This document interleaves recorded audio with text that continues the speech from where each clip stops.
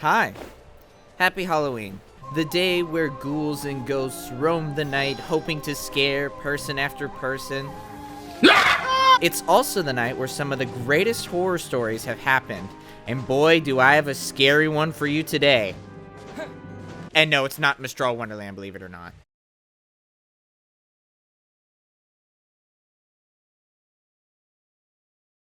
Gather round, children, while I tell you the tale of one of the most horrific experiences in Genshin Impact. And of course, I'm talking about exploring Sumeru. You know, if there's one thing I really do enjoy about playing Genshin, it is exploring. I love exploring. I have explored a vast majority of Mondstadt, a little bit of Leeway, a lot of Inazuma, Fontaine, and also Natlan. And of course, I have Nodcry already all 100%. But there is one nation... how many forging commissions? Okay, there is one nation, though, that I haven't explored yet fully, or much really at all, and that's Sumeru. I have, let's see, 89 here, 61, 72, 73, 70, 70, 70. That sounds like a lot, but I promise you, it was just mindlessly going around and doing stuff, mainly for the Ariana quest with the little tree people. I think they're called Ariana, but I completely lost my sanity when I was doing that. So I already got the treasure compass. I just need to equip it. Oh, wait. Okay, I did not craft it yet. Let me go craft it. Now I have the compass. Let me equip it. So I'm just gonna yap a little bit while I explore.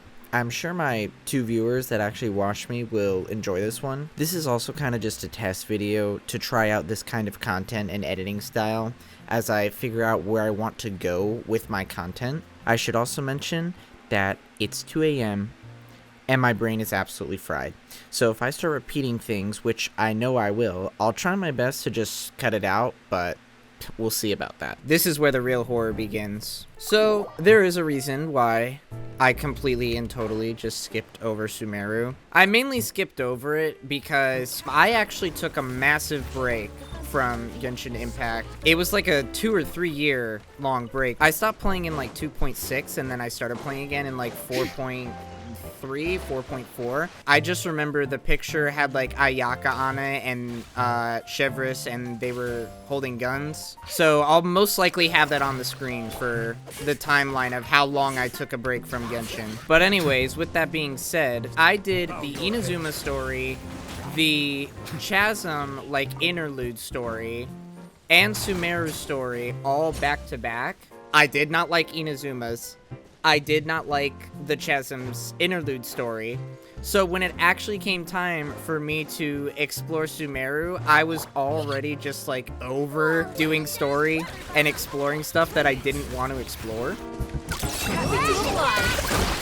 Silence! When I had to explore Sumeru for the first time, I was exploring and doing the Ariana quest at the same time, which, let me tell you, it was one of the least enjoyable gaming experiences I've ever had in my life. Enshroud! Bow your head.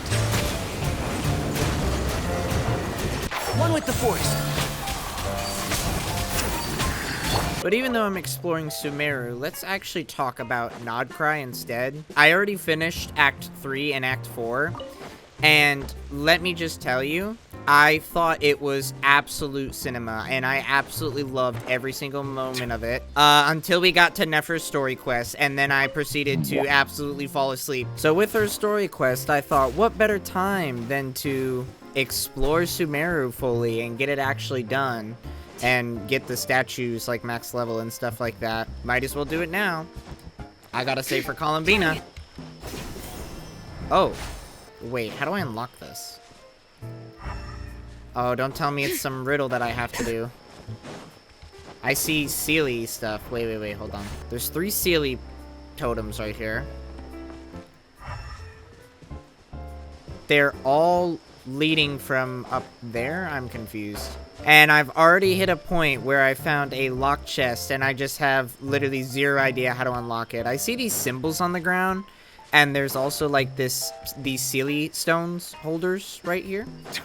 but I have no idea how to unlock this. So with that being said, coming back from looking it up, it is 3 Sealies, except they're not very clear on giving out where you're supposed to go. So now I'm following On Game's tutorial on where to find all of these Sealies, and the first one should be right up here. There he is. I did actually see the other one. Yeah, the other one's way up there. And then the last one should be over here. There we go. Now, is it gonna unlock this chest? Wow, look at that. Thank you, Mr. On Game. And I also like how the top comment on your video is, the exploration in this game just keeps feeling more like a chore. Bow your head. But hey, while we're on the topic of Genshin being a chore when it comes to exploring, I absolutely loved Nodcry's exploration. It was fun, it was easy. I really liked the puzzles, especially with like the Kuvaki and stuff like that. It felt a little refreshing to me personally after Natlan, because while I did enjoy Natlan, I felt Natlan's puzzles, especially with like some of the dragon stuff, was a little bit convoluted, but maybe that's just me and my small pea brain. Now, another thing I will say that I've done, as you can see over there, is I also did do like the King Destrit quest and stuff like that, and just got like the entire security code desert thing. I don't even know what it is. It was like some slab that I needed to return or something. I also got that max level. So I shouldn't have any problems when I get over to the desert when it comes to like unlocking stuff. Oh my gosh, this is actually one of the very few fun puzzles that you can find. I actually didn't mind the desert quest as much as the Ariana quest, because I thought Jet was a really good character, and it was just, in my opinion, a little bit more interesting than the Ariana stuff. I tried to pay attention to the Ariana stuff, really, I did, but I don't remember a single fact about it. But now that I'm thinking about it, I don't really remember stuff about the desert as well. All I remember is there was a big scary temple and her dad died. Spoiler alert. Oh, and look what it is. It's one of these horrifying things that tortured my mental sanity. Okay, that's really weird. I know I could have used my keyboard for that, but I also remembered that when I did all of the Sumeru quests, I was also on console, and now I'm on PC. I actually still mainly play Genshin on my console. I just only swap to PC when I'm like recording stuff like this.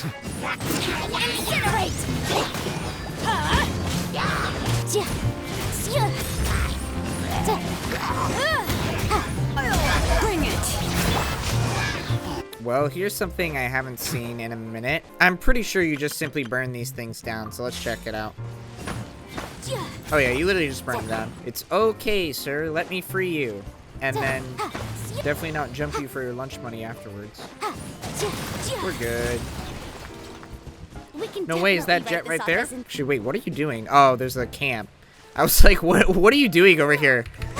I am kind of glad, though, that I waited to explore Sumeru, because the Primo Gems that I get from exploring won't tempt me to pull for anything other than just Columbina, because I actually was saving for Columbina for a very long time, and I still am saving for Columbina, but certain things happened, and I just don't know where my wishes went. There is such a thing as cat girl supremacy. If I can go back and find the clip, though, it actually wasn't that crazy. Well, I take that back. It was pretty crazy, because when I was pulling for C2 Xilunen, I actually got 2 Xilunens in the same 10 pull, which I actually have never had that happen before in any gacha game, especially in Genshin. And so it was quite a pleasant surprise. So I think her C3, if I'm not mistaken, is just, yeah, increases her skill or as I like to call it, her tactical, by 3 levels, which is really nice because it makes her elemental res decrease 45% instead of... Is it? I think it's 36. That's her elemental res decrease if you don't have that constellation.